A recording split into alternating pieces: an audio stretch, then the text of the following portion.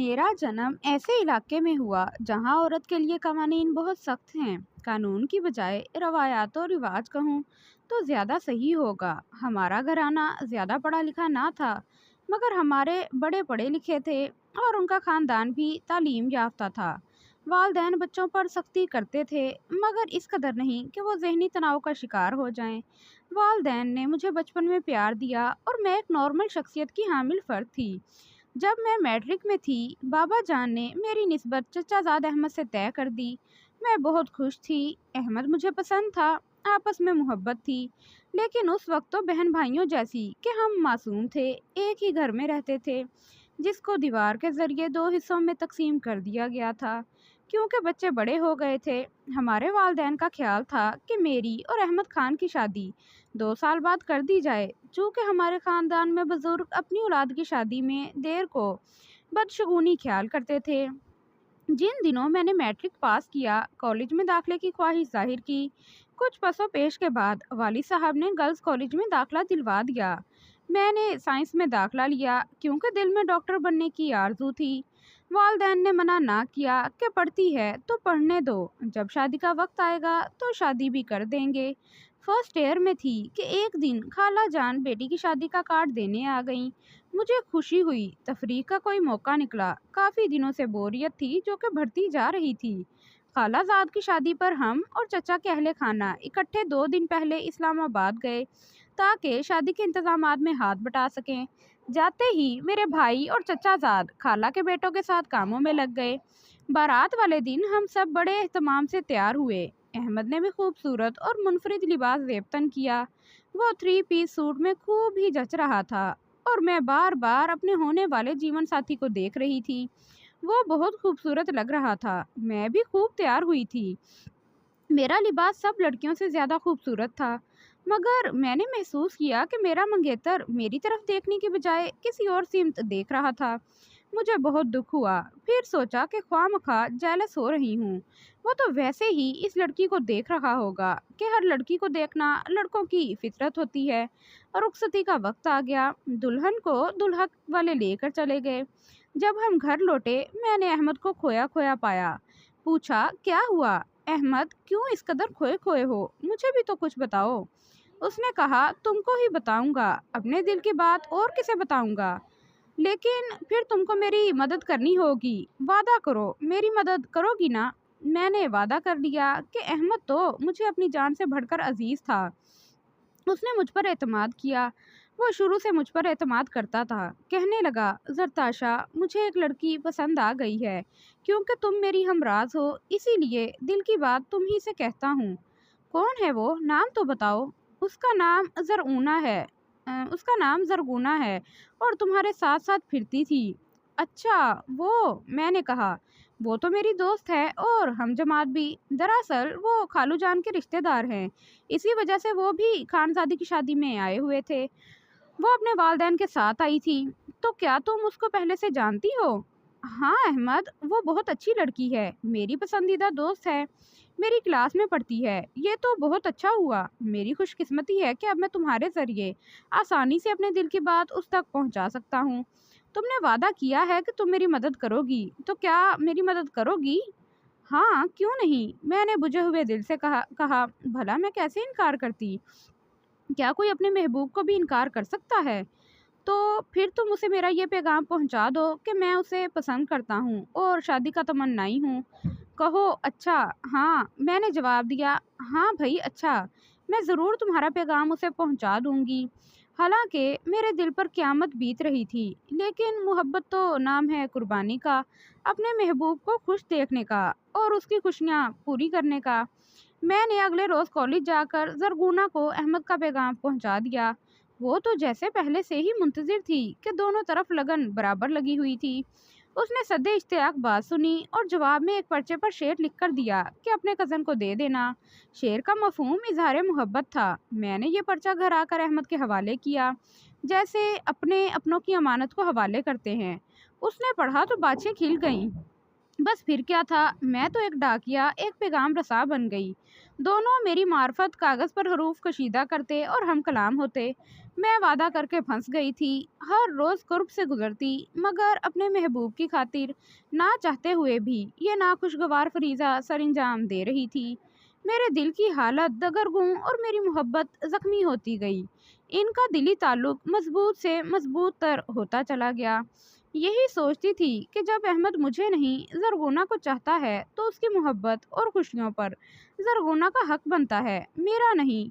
ज़बरदस्ती शादी, मुझे ऐसी शादी मंजूर ना थी। जब जान चुकी कि अहमद किसी और से प्यार करता है, अकल यही कहती थी कि तुम रास्ते से हट जाओ, उनको राह दे दो। आगे उनकी किस्मत, रब ने तकदीर में लिखा होगा तो इन्हें मिला देगा और हमेशा के लिए एक कर देगा।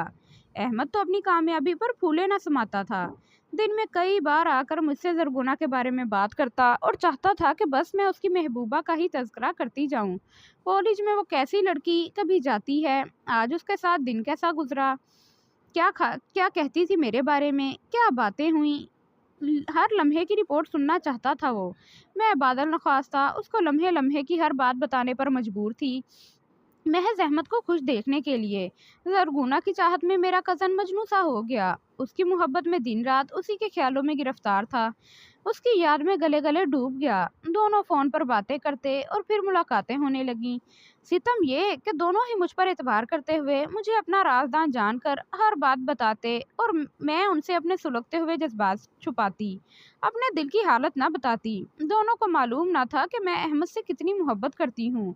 खुदा के बाद अगर किसी इंसान से वालिहाना मोहब्बत थी तो वो अहमद था, जिसे एक बार भी ना कह सकी कि अहमद मैं भी तुमसे मोहब्बत करती हूँ।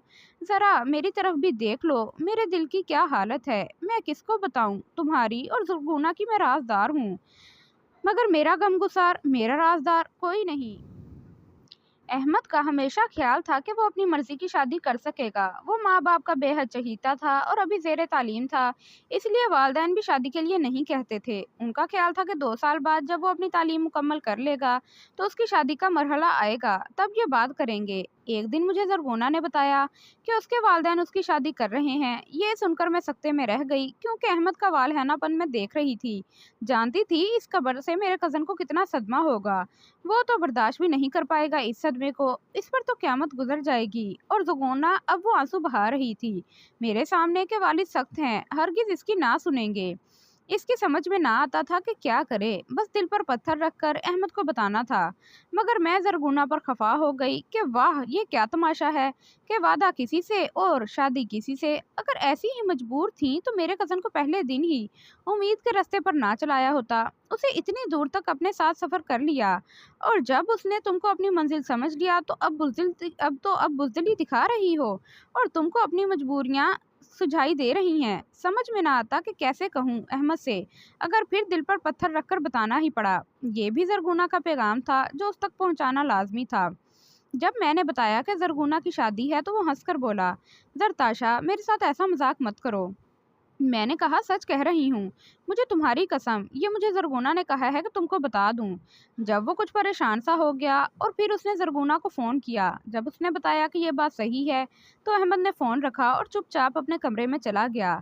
जब मैं उसके कमरे में गई, वो अपने बिस्तर पर लेटा रो रहा था। तसल्ली देने की कोशिश की, मगर उसने कुछ ना सुना, जैसे गूंगा बहरा और अंधा हो गया हो। वो बस रोता ही रहा और मैं परेशान होकर उसके कमरे से निकल आई। किसी की खातिर अहमद की आंखों में पहली बार आंसू देखकर दहल गई थी।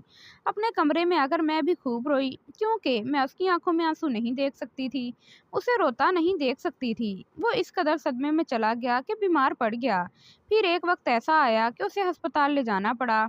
उधर ज़रगुना की मंगनी हो गई और शादी की तारीख करीब आ गई। इस रोज़ मैं खूब रोई जब मुझे ज़रगुना की शादी का कार्ड मिला।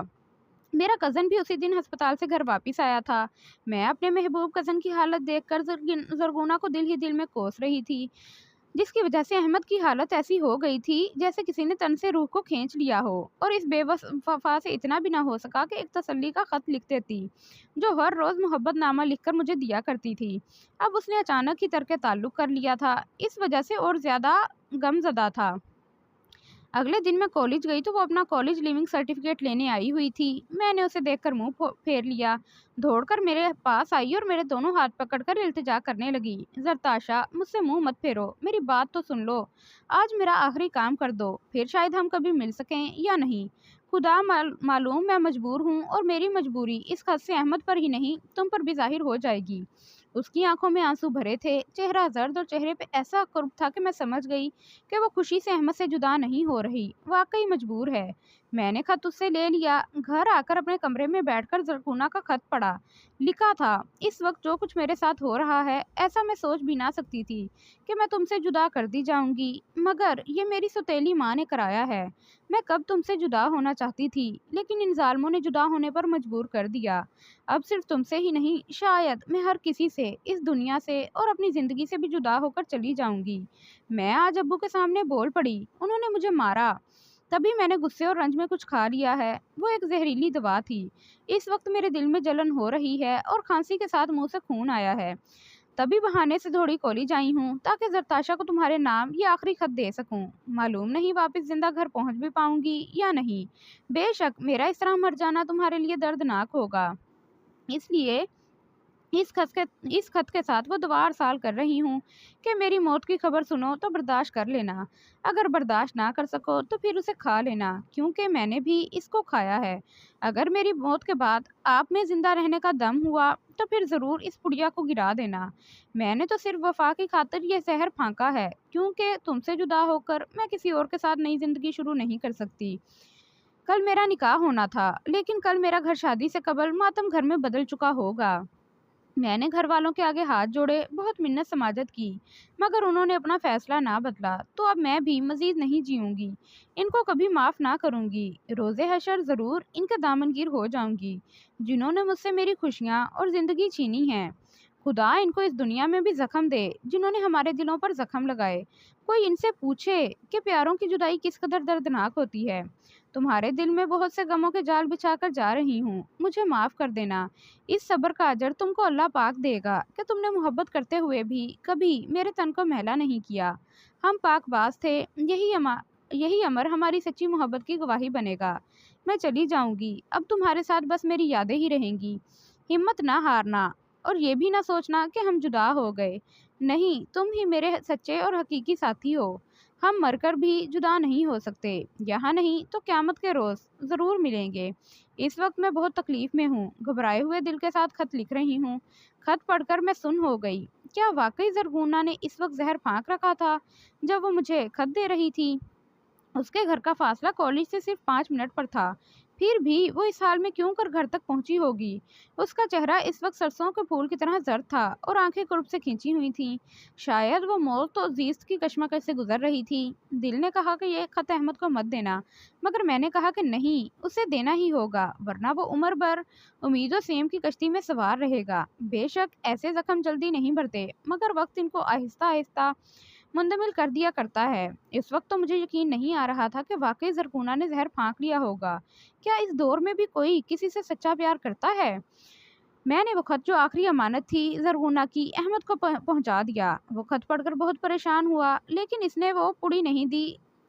نے اسے وہ پڑی نہیں دی جو خط میں لپیٹ کر مجھے زرغونہ نے دی تھی۔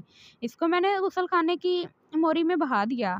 نہیں معلوم وہ زہر تھا یا نہیں، مگر میرا دل یہی کہتا تھا کہ اس کو تلف کر دوں، سو میں نے کر دیا۔ زرغونہ واقعی جان سے گزر گئی۔ جب یہ خبر احمد کو ملی، وہ مرنے کے قریب ہو گیا۔ اسے ایک بار پھر ہسپتال میں داخل کیا گیا، جہاں کئی دن داخل رہا۔ آخر گھر آ گیا۔ اب ہر وقت زرغونہ کی یاد میں رونا، اس کے ساتھ گزرے ایک ایک لمحے کو ذہن میں لا کر تڑپنا۔ میں دن رات اپنے کزن کی صحت کے لیے دعائیں کرتی تھی۔ آخر اللہ نے میری دعائیں سن لیں اور احمد رفتہ رفتہ صحت یاب ہونے لگا۔ قدرت نے اس پر رحم کیا۔ میرے دل میں اس کی محبت باقی تھی۔ میں نے اس کو زندہ رہنے کا درس دیا اور حوصلہ بڑھانے میں دن رات ایک کر دیے۔ ہر وقت اس سے زرغونہ کی باتیں کرتی، جس سے اس کے دل کا غم ہلکا ہوتا جاتا تھا۔ ایک روز جبکہ وہ ایک درد بھرا گانا سن رہا تھا، میں نے ٹیپ ریکارڈر بند کر دیا اور اس سے کہا، میری طرف دیکھو، تم تو مرد ہو کر روتے ہو اور میں عورت ہو کر نہیں روتی۔ حالانکہ میں تم سے اس سے بھی زیادہ محبت کرتی ہوں کہ جتنی زرغونہ تم سے کرتی تھی، کیونکہ محبت کرنے کے بعد بھی میں نے تم پر اپنی محبت کو ظاہر نہیں کیا، بلکہ تمہاری خوشی کے لیے تم پر اپنی محبت کو نچھاور ضرور کیا ہے۔ کیا کوئی لڑکی جو کسی سے محبت کرتی ہو، وہ اپنے محبوب کی خوشی کے لیے ایسا کر سکتی ہے؟ तुम क्या जानो मैंने किस कदर दर्द सहा है, फिर भी इस दर्द को किसी पर जाहिर नहीं होने दिया। मेरी मोहब्बत का हौसला देखो। मरने वाले एक बार मरकर दुखों से जान छुड़ा जाते हैं, मगर वो जो जिंदा रहकर दुख सहते हैं, हौसला मंद तो वही होते हैं। कुदरत को तुम्हारा और जरगुना का मिलाप अगर मंजूर ना था तो उसे मशीयत एजदी समझकर सब्र करो और मेरी तरह हौसला मंद बनकर यह दुख बर्दाश्त करो। ऐसा कहते हुए मेरे रुखसारों पर भी आंसू बह निकले। तब उसके दिल पर वाकई असर हुआ। उसने मेरे बारे में सोचा। चंद दिन सोचता रहा होगा कि वालिद साहब और चचा जान ने हमारी शादी का ऐलान कर दिया। तब अहमद ने उनके फैसले पर इनकार नहीं किया, खामोशी से बुजुर्गों के सामने सर झुका लिया। आज हम अच्छी जिंदगी बसर कर रहे हैं, लेकिन जब जरगुना की याद आती है, हम दोनों को एक साथ रुला डालती है। खुदकुशी हराम है। उसने अहमद को ना पाने के गम में हराम मौत को गले लगाया है। अल्लाह उसे माफ़ करे।